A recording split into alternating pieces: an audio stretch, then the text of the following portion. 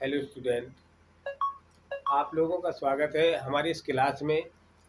आज हम आप लोगों को कक्षा 10वीं और कक्षा 12वीं में जो हास्य रस आपका और करुण रस आता है उसके बारे में आज हम आप लोगों को बताने जा रहे हैं।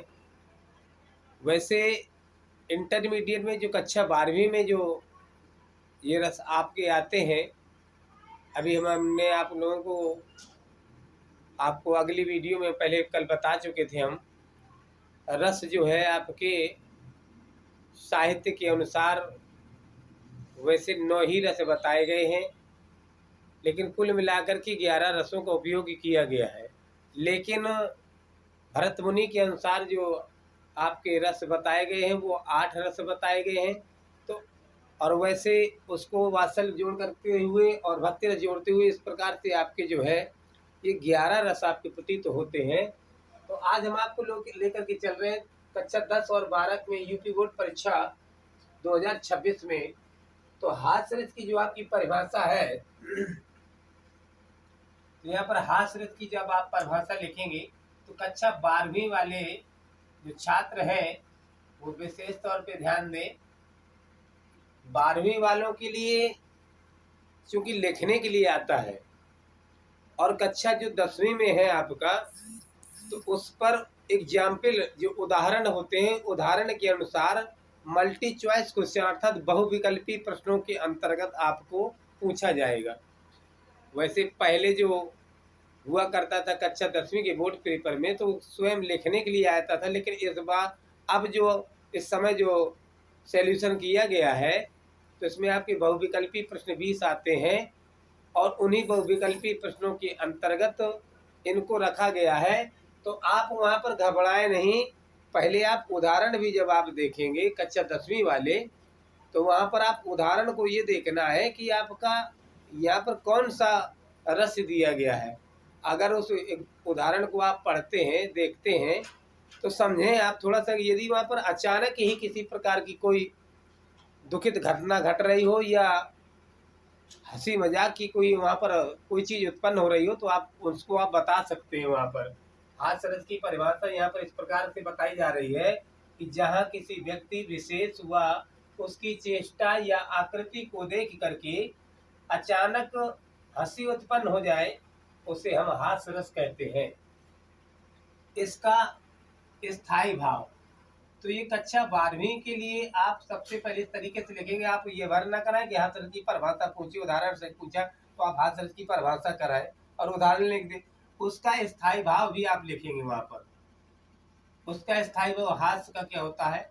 हास्य होता है। इस तरीके से हो जाएगा। फिर आप उदाहरण में आप लिखेंगे, उदाहरण देंगे आप। तो यहाँ पर ये भी कह सकते कि नाना वाहन नाना वेशा बैठे से समाज निज देखा, को मुखहीन विपुल मुख काहू बिन पद चले विमुख पद बाहू। इस प्रकार से आपका एक ये आपका हुआ एग्जाम्पल। और आपका दूसरा एग्जाम्पल जो आपका उदाहरण जो है आपका हास्य रस में, तो वहाँ पर और भी बताया गया कि रमाकांत नूतन गए नूतन में दयोपाद और पादत पादत हग दियो एक पंथ दो काज। ये आपका हंसी के अनुसार हुआ। तो आप इस तरीके से आप उदाहरण यहाँ पर दे सकते हैं। तो ध्यान दीजिए आप थोड़ा सा। तो ये उदाहरण आप नोट कर लीजिए आप। रमाकांत नूतन गए नूतन में दयोपाद और पादत पादत हग दियो एक पंथ दो काज। इस प्रकार से आपका हास्य रस की परिभाषा, उसका स्थायी भाव और उदाहरण यहाँ पर आपका ये हुआ। अब हम आपको लेकर के चल रहे हैं आपको करुण रस के अंतर्गत। तो ध्यान दीजिए आप जो है करुण रस के अंतर्गत यहाँ पर आपको लोगों को बताने जा रहे हैं और आप लोग यहाँ पर ध्यान दीजिए और इसको देखिए। तो ये आपका करुण रस की परिभाषा यहाँ पर देखेंगे। तो ये इंटरमीडिएट के लिए इस प्रकार से आप लिखेंगे करुण रस की परिभाषा। अगर आप वहां पर पूछी जाती है तो उदाहरण सहित, तो आप करुण रस की परिभाषा सबसे पहले डाल देंगे। लिख देंगे कि जहां विभाव अनुभाव संचारी भाव से पुष्ट होकर जो शोक नामक रस दशा को प्राप्त होता है उसे हम करुण रस कहते हैं। फिर आप इसका स्थायी भाव डाल देंगे, शोक हो जाएगा। फिर आप उदाहरण में देखेंगे तो आप उदाहरण में एक लिख सकते हैं, शोक विकल सब रोवहि रानी। दूसरा आपका इसका उदाहरण कि मणि खोए भुजंग सी जननी फनसा पटक रही थी शीश। इस प्रकार से। और तीसरा आपका इसका उदाहरण आया कि छोटा बच्चा भूखा सोया, छोटा बच्चा भूखा सोया। कहते हैं कि छोटा बच्चा भूखा सोया, माँ के पास न रोटी थी और आंसू उसके गालों पर थे, किस्मत भी कितनी छोटी थी। अब ये चीज जैसे आप लोगों के लिए यहाँ पर ये आप कक्षा 12वीं के छात्रों के लिए बताया गया, और कक्षा 10वीं के छात्रों के लिए वहाँ पर आप लोगों को लिखने के लिए नहीं आना है। आप लोग ध्यान दें, वहाँ पर मान लीजिए करुण रस्म के या हास्य रस के वहाँ पर उदाहरण जो दिए जाएंगे, फिर उस पर आपके ABCD इस प्रकार से 4 विकल्प दिए गए होंगे। उनमें से आपका कोई एक विकल्प सही होगा तो आप जो है अपनी OMR सीट पर किस नंबर का, B नंबर का सही है तो आप B नंबर पे गोला लगा देंगे, C नंबर का सही तो आप C पे लगाएंगे, A का सही है तो आप A में लगाएंगे, और D का सही है तो आप D में आप लगा देंगे।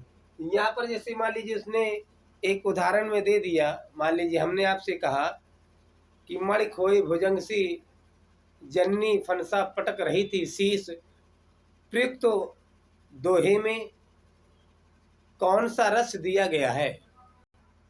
तो यहाँ पर ध्यान दीजिएगा, तो मणि खोए भुजंग सी जननी फनसा फटक रही थी शीश, और प्रयुक्त दोहे में कौन सा रस दिया गया है। तो आप दिमाग लगाइए कि जननी फनसा पटक रही थी शीश, कोई अपने सर को जमीन पर पटक रहा है, तो इसका तात्पर्य कुछ ना कुछ वो वहाँ पर दुखित है, दुखित है तो वहाँ पर शोक रस आपका हो गया।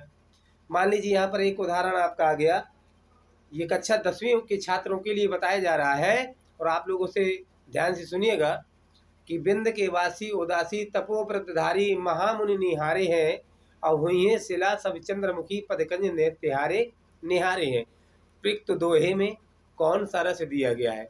तो ये बात जो है उस समय की दी गई है कि बिंद के वासी उदासी तपोव्रतधारी हुई है शिला सब चंद्रमुखी। विंध्याचल पर्वत पर बैठी हुई ऋषि मुनि जो तपस्या कर रहे थे, जब उन लोगों को ये पता चला कि भगवान प्रभु श्री राम ने पत्थर की नारी अहिल्या को जो है चरणों की रज की धूल से तरन तारण कर दिया है और वो पुनः स्त्री बन गई है, तो सारे मुनि मन में ये विचार करने लगे कि इसी पर्वत से निकलने वाले हैं प्रभु श्री राम, और हम जिन जिन शिलाओं पर बैठे हुए हैं वो सारी शिलाएं क्या हो जाएंगी, स्त्रियां बन जाएंगी, और हम आपस में विवाह कर लेंगे। तो इसी प्रकार से आपका यहाँ पर जो है यह हास्यरस हुआ।